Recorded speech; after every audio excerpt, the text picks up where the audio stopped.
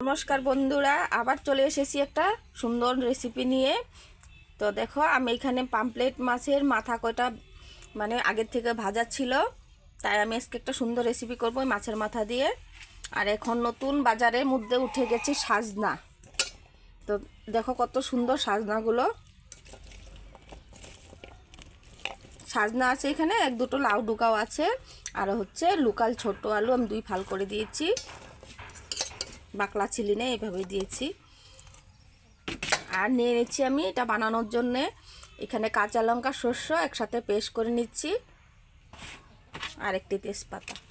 এবার চলো রেসিপিটা শুরু করব। কড়াইটা আমি বসিয়ে দিয়েছি, আর এই কড়াইয়ের মধ্যে ছিল মাছ ভাজার তেল। এই তেলে আমি রান্না করব এই চচ্চড়ি।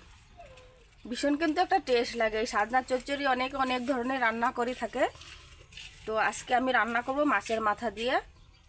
আর কিভাবে রান্না করি তাই তোমরা দেখো। আমি রান্না তাহলে কথা না বলে শুরু করে দিচ্ছি। নিয়ে নিচ্ছি গোটা জিরা, এটা অল্প দিয়ে দেব।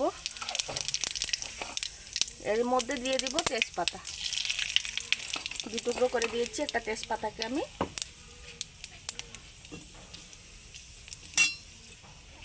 আর বড় সাইজের একটা পেঁয়াজ কেটে রেখেছিলাম, সেই পেঁয়াজ কুচিটা আমি দিয়ে দিই।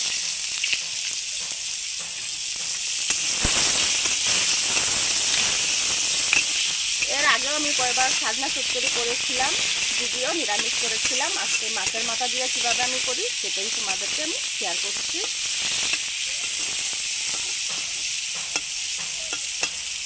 এবার পেঁয়াজটাকে অল্প ব্রাউন করে ভেজে নেব প্রথমে।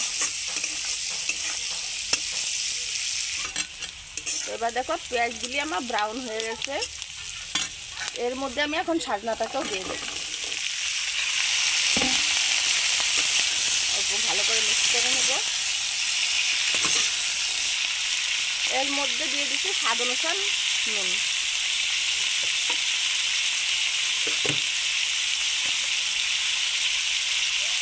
আধা চামচের মতন জিরা গুঁড়ো,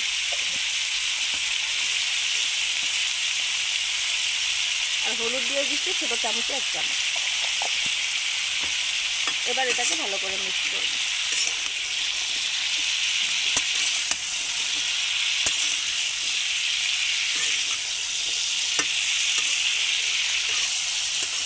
তো দেখো বন্ধুরা, সবজিগুলো ভালো করে মিক্স হয়ে গেছে মশলার সাথে। এবার আমি অল্প একটু জল দিয়ে সিদ্ধ করে নেব, আর একটু মিক্স করে নিচ্ছি।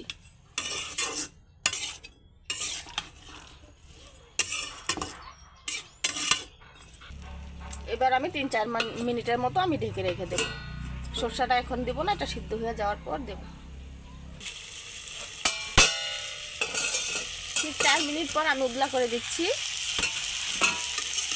এবার দেখো অনেকটাই জল আগের থেকে শুকিয়ে গেছে, যেটুকু জল দিয়েছিলাম পুরো শুকনো হয়ে গেছে। আর এরই মধ্যে কিন্তু সাজনাগুলোও ভালোভাবে সিদ্ধ হয়ে গেছে, তোমরা দেখতে পাচ্ছ। এরকম ছেলে দিয়ে অল্প করলে বোঝা যাচ্ছে পুরো সিদ্ধ হয়ে গেছে। এর মধ্যে আমি এখন বাটাতে শস্যটা রেখেছিলাম, সেটাকে আমি দিয়ে দিচ্ছি। একদম দারুণ একটা না চচ্চড়ি খেতে লাগে, খুব ভালো লাগে। তো তোমরাও ঘরে এভাবে ট্রাই করে দেখো, মাছের মাথা দিয়ে সাজনা ডাঁটা চচ্চড়ি কতটা ভালো লাগে। তো ভালো করে মিলিয়ে নিয়েছি, 1-2 মিনিট ভালো করে ঘেটে ঘেটে মিলিয়ে নিয়েছি। আমি যেহেতু অল্প ভিজা ভিজা চচ্চড়িটা বানাবো, তার জন্য আরও অল্প একটু জল অ্যাড করেছি, খুব বেশি দিইনি, যাতে শস্যটা একটু গ্রেভি হয়ে যাবে, ভালো করে মিলে যাবে সাজনার সাথে। তার জন্য আমি অল্প জল অ্যাড করেছি। এবার ভালো করে অল্প ফুটিয়ে নেব।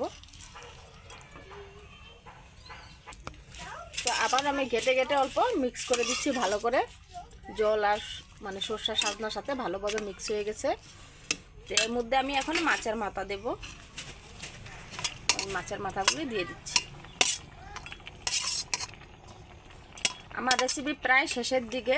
তো আমার রেসিপিগুলি যদি তোমাদের ভালো লেগে থাকে, প্লিজ একটা সাবস্ক্রাইব করতে ভুলবে না। আর সাবস্ক্রাইব করার জন্য কিন্তু কোনো টাকা পয়সা তোমাদের যাবে না, যেহেতু আমার একটু উপকার হবে, আরও ভালো ভালো রেসিপি করে তোমাদেরকে দেখানোর সুযোগ পাবো। তো অবশ্যই সাবস্ক্রাইবটা করবে।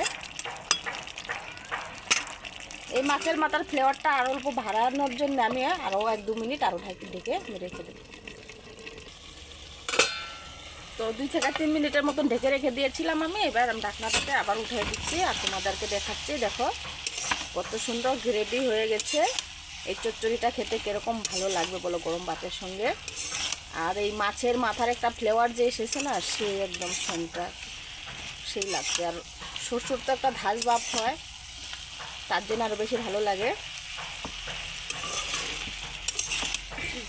তো এই রেসিপিটা আমাদের ঘরে খুব ভালো খায় বলে তোমাদের সাথেও আমি শেয়ার করছি। আর আমার রেসিপিগুলো তোমরা কোথা থেকে দেখছো, কীরকম লাগছে কমেন্টে প্লিজ অল্প বলো, তাহলে রেসিপি করতে আমারও ভালো লাগে।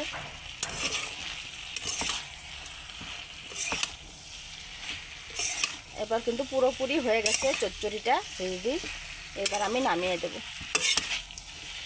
হালকা গায়ে গায়ে থাকলে ভালো লাগে, অল্প সাজনাটা খেতে অল্প রস ভাব হলে ভালো লাগে, বেশি শুকলে মানে শুকনো শুকনো ভাব একটা লাগে যে ভালো লাগে না, তার জন্য আমি অল্প ভিজাতেই নেমে দিব। এখন নামিয়ে দিচ্ছি আমি। এবার তো বন্ধুরা দেখো চচ্চড়িটা নামিয়ে দিয়েছি, কতটাই সুন্দর হয়েছে। এটা খেতে কিন্তু দুর্দান্ত লাগবে গরম ভাতের সঙ্গে। আর আজকের রেসিপি এখানেই আমি শেষ করলাম। পরবর্তী আরও কিছু ভালো ধরনের রেসিপি নিয়ে আসবো তোমাদের জন্যে।